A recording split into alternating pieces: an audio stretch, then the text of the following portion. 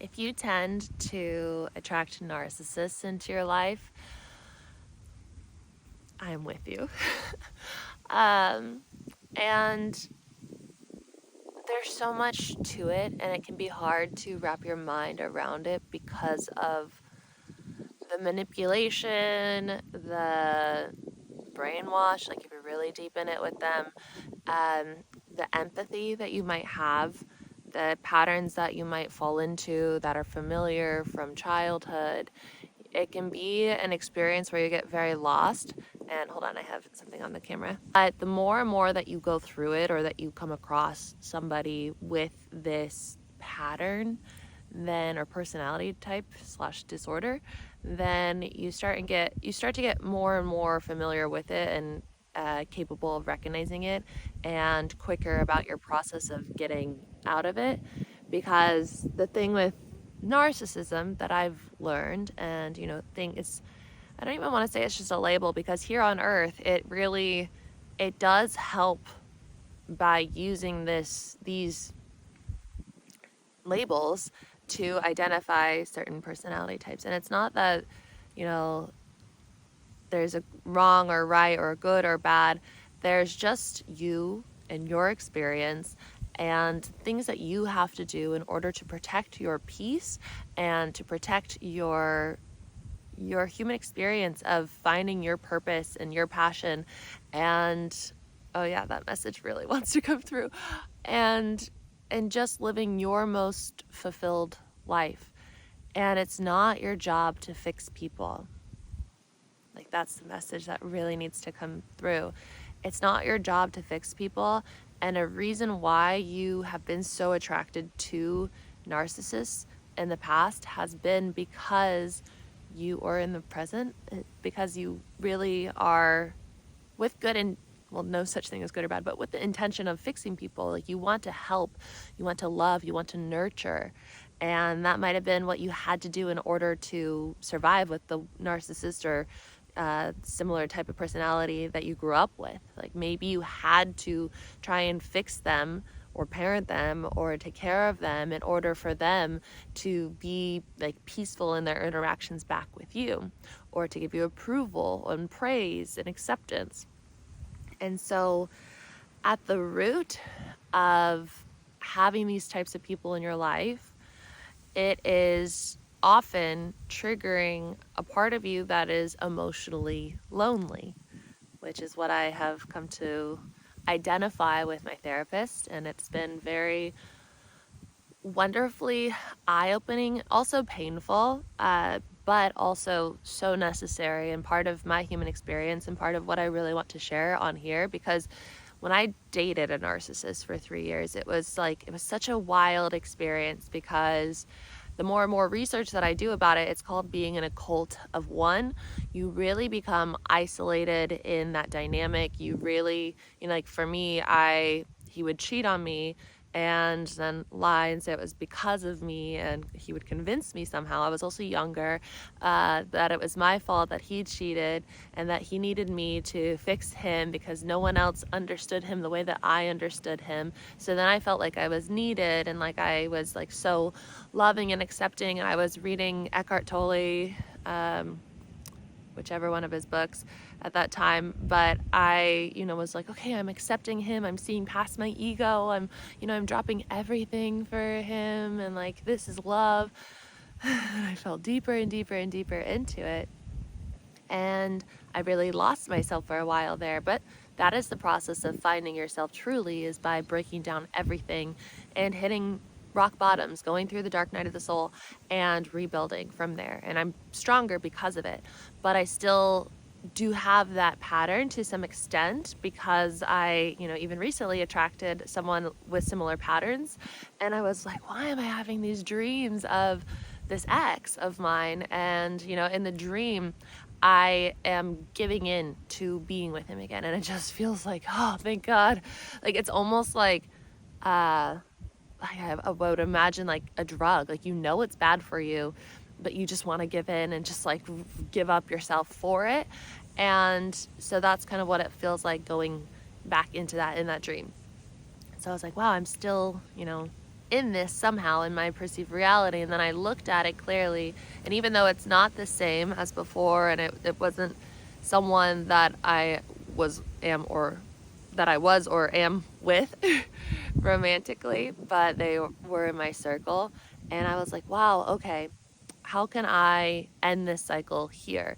And so I was talking with my therapist about it, like I mentioned. And so at the root of it, keeping these kinds of people in your life who can be very love bomby and very manipulative and very attached to you and like controlling of you or trying to be controlling of you, at some level, it is fulfilling a bit of emotional loneliness that can come from having parents that have addiction or parents that are neglecting, and your subconscious is recording until the age of 7, and so you are developing until that time in a big way. You don't have your prefrontal cortex at that point, and so you really are just trying to navigate the world while you're developing. And so then you're developing this part of yourself that doesn't know how to identify or accept or move through emotions because they were never acknowledged by people who maybe didn't have the capacity to do that themselves, which is fine too. Like, we're all just having this human experience, even parents. And so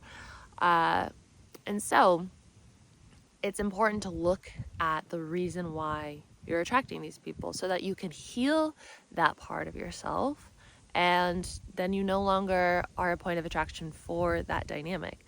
And so to heal our emotional loneliness, we have to start being there for our emotions, being able to identify emotions. For me, it was always very hard to be like, what is it that I'm feeling? Like, is it abandonment? Is it sadness? Is it anger? Is it, I would just kind of, I would be with it, and my mind would just be like, oh, I don't know what this is.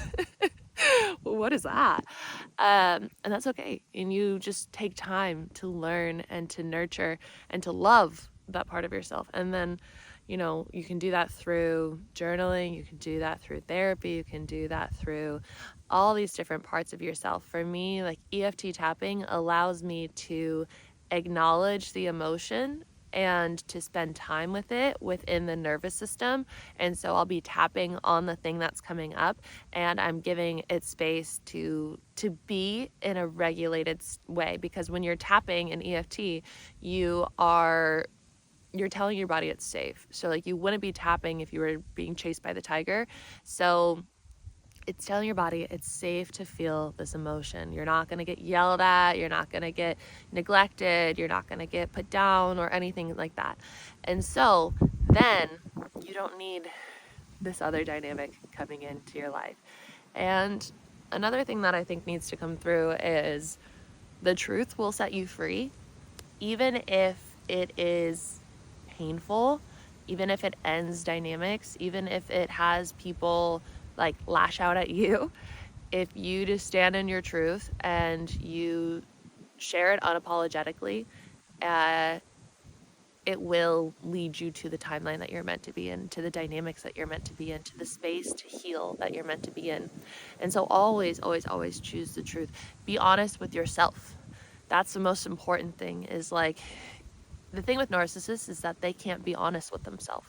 They don't have that ability to be like, oh, I'm manipulating this person, or I'm using this person for my social status, or I'm using this person, to cope with the things that I never addressed in my life, or, that I'm even a narcissist because my parent was a narcissist, or because my parent was over coddling. The people with these dynamics, they can't see that, and that's okay too. They won't see that when they've done something wrong, they try and act like the hero or act like the victim. When you bring up your emotions, they can't even realize that you're sharing their emotions, but then they say, I'm so hurt that you would say this, when you're just saying, I'm hurt from your actions. And so really, there's no point sometimes in trying to go deep in those conversations. And the best thing that you can do is just protect yourself and have boundaries and create space and barriers and to go deeper in your healing. Because the only thing that matters is how you are in each dynamic and in each situation. Like, if someone is lying to your face and trying to manipulate you and trying to act the victim and trying to pretend like they're your hero, and you're just standing there in the truth, knowing the truth, knowing what this dynamic is, knowing what they're trying to do, knowing that, a part of yourself still needs emotional love and validation and nurturing, then you will heal and you will move out of these dynamics. And so a lot of empaths, a lot of light workers, these you wonderful, sensitive, spiritually awake people, human beings, will attract these types of energies, and will attract energy vampires, will attract, these dynamics. And something else to note too that has been coming up a lot is we have to call all of us back.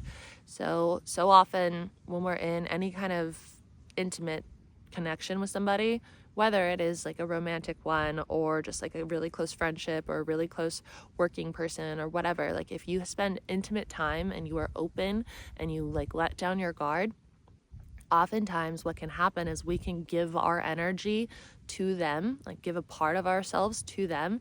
And what's interesting for me, I've done this in other cycles with human beings, spiritual beings having human experience, and I would just watch them like glow up, like absolutely glow up. And I, in those dynamics, would like deteriorate. Like my skin would be bad, I would gain weight, I would be bloated, I would be fatigued. But somehow they were just glowing up out of nowhere, and it would be like a lot of me is trying to fix them, being like, eat this way, don't eat that way, exercise like this, think these thoughts, do this, blah blah blah blah blah blah. But at that same time I was like giving, and also losing, because I wasn't doing it in the intentional way of like, you can be in your fullness without giving them a part of yourself or without creating this cord of attachment. And so right now in this moment, if you're here with me right now, it's probably for a reason. So we can say out loud together, I choose to call all of me back to me. I choose to take all of me back to me across all time, dimension, space, and reality. Thank you, and so it is. Time, dimension, space, and reality. Thank you, and so it is. And also, I choose to cut all cords of attachment with any other being in any other time, space, plane, dimension. Thank you, and so it is. I choose that each cord that is cut be healed on both ends. That's something that I learned from my mom. On both ends, in the highest way, in the highest truth. And I choose to be whole. I choose to be in my fullness. And I choose to never give away a part of myself again. Thank you, and so it is. And you might start to see people differently. Like the next time you see these people, or anybody really, that had a part of you or that had a cord with you, you might look at them and you're like, oh my God, I didn't realize they looked like that. I didn't realize like this was their energy. Because sometimes we can see people like this and we can be like, oh, wow, like they're beautiful, all these things. Like I can't even, see any of the negative manipulation and everything because they're so wonderful. But really, you're just seeing yourself. Like if they have a part of you and if they have a cord with you, you're just looking at your own frequency and vibration and seeing them as you. And so you love these parts of you. And you're calling it back. And so you're going to feel this love within you. You're going to feel this empowerment within you. And you're going to see others for the truth of who they are. And so I hope that this video found you at the right time. If you like it, please give it a thumbs up. Subscribe if you're new here. Leave a comment if you feel called to do so. If you don't know what to say, you can say hello to Italy. Arlo and Seema are down at the van right now. I don't know if you can see. It's all the way down there. And I did a sound bath for my program, Decondition. This one was all about rewiring your thoughts so that you can let go of limitation and make space for the thoughts and the belief. Well, not even beliefs, because beliefs aren't really, no belief's real. The only thing that's real is the I am that I am. And so we just make space for remembering the truth of who we are and remembering why we came here to earth, and becoming more, like in this one I chose with them to become more in alignment and more clear on where the joy and the curiosity are, because those are your breadcrumbs to living your most soul fulfilled life. So you can always sign up for Decondition. Right now it is live for the first 12 weeks of 2025, but you can join now. We're on week 2. We just finished week 2 today. It's the last day of week 2. Tomorrow's week 3. I also have 21 days to rewire your mind and 21 days to know your divine guidance. Rewire your mind is all about rewiring your mind, healing your nervous system, and stepping into your chosen timeline. 21 days to know your divine guidance is all about learning the language of your angels and guides, learning how to like be very clear on your intuition, and it's a super, super powerful one. I recommend them in that order too. Rewire your mind, know your divine guidance. But if you're already really regulated and like in a solid nervous system, then you can just go straight into know your divine guidance. But decondition is like all of that and more, and it's just such a powerful space. I'm loving being in it. I'm going to go do some farm stuff. What am I doing today? We're trying to do some marketing for fundraisers and getting things off the ground here. There's been like some, obviously this video is inspired by something, so we have some big shifts coming to the farm soon. I'm very excited. Some people are leaving, new people are coming in. Every time we have volunteers leave and new people come in, it's like a completely new world, and I'm excited to experience that newness. I've also been doing a lot of research on Greece, like super, super called to Greece right now. So Thursday, we're gonna finally, maybe, I don't know, build this roof. So I have a roof that I'm building over my area. I hope to put my glamping tent up so that I have a space to do this, because I just climbed up the mountain with this. It was really heavy. So I'll hopefully get that up. And then as soon as that's up and I've enjoyed it for a little bit and made some content and finish my course and everything, then I'm hoping to get on the road and go to Greece. I don't know if I will go up like through Croatia and then down that bit, or if I would go to the southest point of Italy on that side of the boot or the peninsula, whatever we'll call it. Not peninsula, but you know what I'm trying to say. The very bottom of Italy, there's a ferry that goes over to Greece, and so I would maybe get on that. I don't know yet. I'm excited. I'm excited for an adventure. I'm excited that the van drives. Life's good. Life's beautiful. I was just laying here in the sun, uploading my sound bath to the program. I was like, I fucking love my life. Even with all these wonderful lessons, it's like the most beautiful timeline ever. And so my whole mission right now on this platform is to help you remember the truth of who you are and get what you want, so that you can live life exactly the way that you want, in the unconventional way that you want. So I love you. I will see you in the next video.